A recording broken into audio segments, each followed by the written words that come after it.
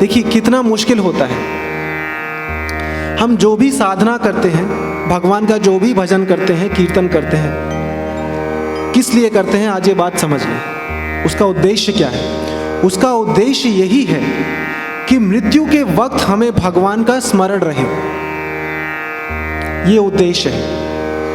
अगर जीवन भर भजन किया, भक्ति रही, और मृत्यु के समय में हम किसी अपनी मन की इच्छा में लग गए, तो वो भजन भी निरर्थक हो जाता है।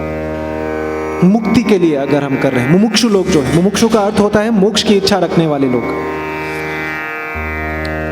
भरत जी ने आश्रम में धर्म पूर्वक भगवान का भजन किया, आचरण किया, लेकिन जब उन्होंने देखा कि एक हिरण, एक गर्भवती हिरणी नदी को पार करने की इच्छा से वो जा रही है, उसका एक छोटा सा नन्हा सा शिशु हिरणी का वो गर्भ में से गिरकर वहां रह गया है, उस बच्चे को उठाकर वो अपने पास ले आए और उसका पालन पोषण करने लगे। और उसके पालन पोषण में, उसकी ममता में वो इतने लग गए कि भगवान का भजन, भगवान का ध्यान, स्मरण नहीं रहा, जिसके कारण उनको अगले जन्म में हिरण का ही रूप मिला, एक मृग का रूप मिला। अंतिम क्षण में, जीवन के अंतिम क्षणों में जिसका ध्यान आता है, वही रूप हम अगले जन्म में पाते हैं। तो जिससे किसका ध्यान आएगा? जिससे हमारी ममता होगी, जिससे सबसे ज्यादा जुड़ाव होगा, मन की आसक्ति जिससे सबसे ज्यादा होगी, उसी का तो ख्याल आएगा। तो हम जीवन में कुछ भी करते रहें, दिन में एक समय जरूर ऐसा निकालें कि भगवान का भजन जरूर करें, जिससे हमें हमारे और भी धर्मों का पालन होता रहे और भगवान में भी हमारा मन लगा रहे। उद्देश्य को ध्यान में रखें। क्या खत्म होंगे ये काम, ये कार्य जो हम कर रहे हैं ऐश्वर्य पाने के लिए, प्रतिष्ठा पाने के लिए, मान पाने के लिए, सम्मान पाने के लिए? क्या ये कभी खत्म है? इनका कोई छोर है? नहीं।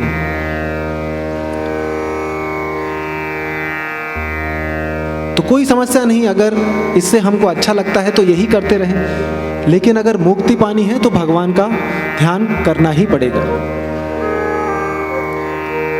और उनसे ये बात बोलनी पड़ेगी एकांत में कि जब आप हमें, हमारा समय नजदीक हो, मृत्यु का समय जब नजदीक हो, इतनी कृपा हम पर बनाए रखिएगा कि आपका ध्यान हमारे मन में रहे। बाकी फिर आप जो भी देते रहें, जो भी कार्य कर्म देते रहें, हम वो करने को तैयार हैं। इस तरह राजा भरत अगले जन्म में हिरण तो बने, हिरण का रूप तो उनको मिला, लेकिन भगवान का भजन करने के कारण उनको इस बात की स्मृति रही। हमने ये बात चर्चा की है कि भगवान का एक वरदान स्मृति भी होता है। भगवान का भजन करने से हमारी स्मृति, ध्यान में हमको चीज रहती है। जो लोग ध्यान करते हैं उनको इस बात का ज्ञान है, ये जो विचार हैं, विचारों से छूटने के लिए ही ध्यान किया जाता है। ये बात समझ लो। मन में हमारे जो विचार आते हैं वो हमको अपने, क्या है, विचार ही तो हमको अपने वश में करते हैं, हमारे मन को। जो भी विचार आते हैं, हम उन विचारों से अपने आत्मा को, उन विचारों से जोड़कर, उन विचारों के अधीन होकर हम कार्य करते हैं। तो ध्यान करने का क्या मतलब है? ध्यान करने का मतलब ये है कि वो विचार हमारे अधीन हो, हम उन विचारों के अधीन ना हो। अभी हम आगे सुनेंगे, भरत जी का ही ज्ञान सुनेंगे आगे। एक बहुत बड़े ज्ञानी हुए, उन्होंने अंग्रेजी में एक कहावत कही। क्या कहावत कही? कहा, माइंड यानी मन, it is a beautiful servant. मन एक बहुत ही सुंदर दास है, बट अ डेंजरस मास्टर, लेकिन एक बहुत ही खतरनाक गुरु है। अगर हम अपने मन के अधीन हो जाएं, इसे राजा बना दें, इसे गुरु बना दें, तो ये बहुत ही खतरनाक गुरु है, लेकिन इसे अपना दास बना ले तो बहुत ही सुंदर ये चेला, ये शिष्य बन सकता है हमारा।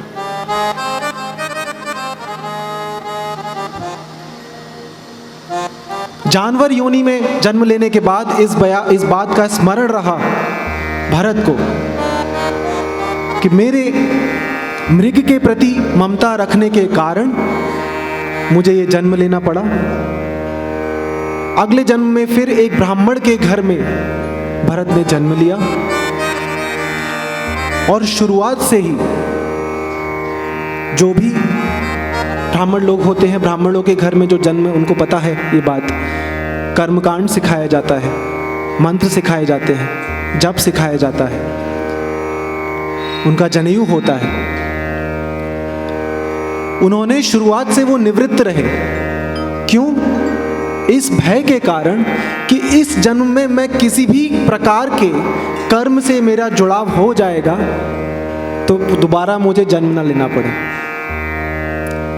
इसीलिए उनके पिता ने इस जन्म में जब उनको कर्मकांड सिखाना चाहा, उन्होंने मना कर दिया। ना मंत्र सीखे, ना कर्मकांड में पढ़े, ना जनेऊ उनको पहनाया गया, तो उठाकर एक तरफ रख दिया। जो लोग, हम लोगों को ये हमारी दृष्टि है, ये दृष्टि थोड़ा सा इसमें सुधार ले आए। आज हम लोग प्रायः ये कह देते हैं, अरे ये तो पागल है। लोग देखते हैं हमको, रास्ते में हम परिक्रमा लगाते हैं तब भी हमको मिल जाते हैं, कहीं पे हमको देखना होता है, अरे ये तो पागल है। अगली बार जब उनको देखें तो ये कथा ध्यान में कर लें। हो सकता है कोई भरत जी जैसे ही कोई अवधूत हो जो इस जन्म में किसी भी प्रकार के नाते से जुड़ना ना चाहते हो, इसी वजह से वो घूम रहे हैं, जिनको आप पागल कहते हैं।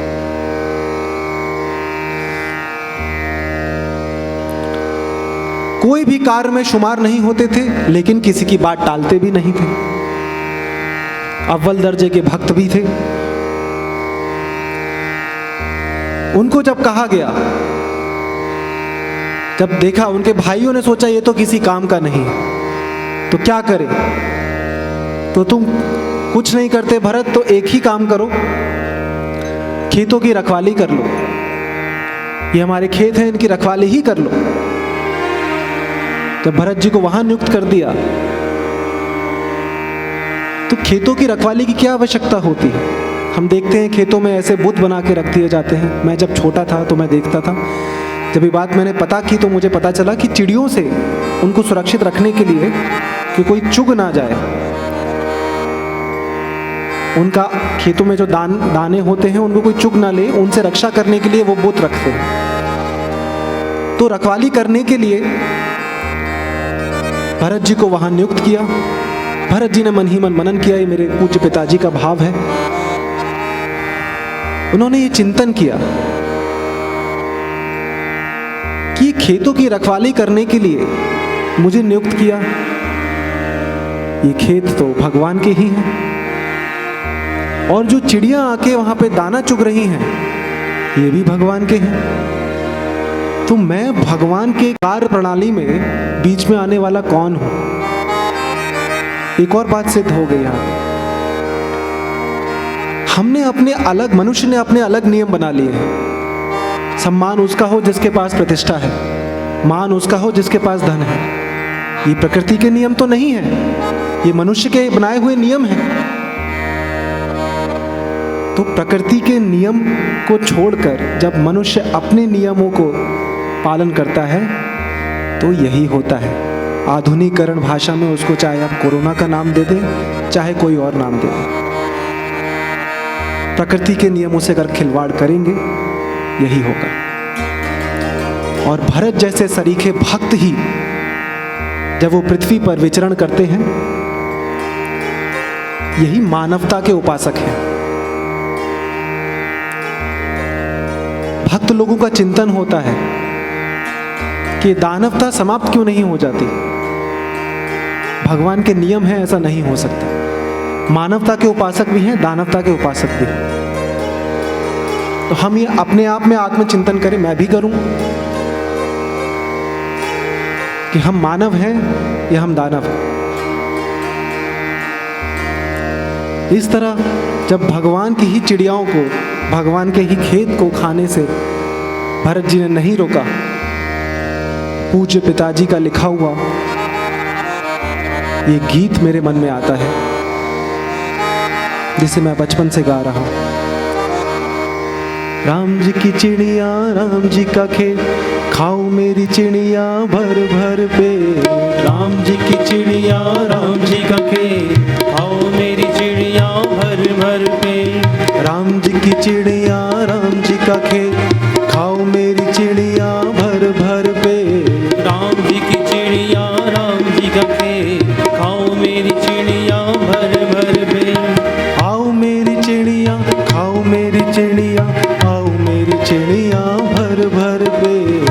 आओ मेरी चिड़िया, खाओ मेरी चिड़िया, खाओ मेरी चिड़िया भर भर पेट। आओ मेरी चिड़िया, खाओ मेरी चिड़िया, आओ मेरी चिड़िया भर भर पेट। आओ मेरी चिड़िया, खाओ मेरी चिड़िया, आओ मेरी चिड़िया भर भर पेट। राम जी की चिड़िया, राम जी का खेत,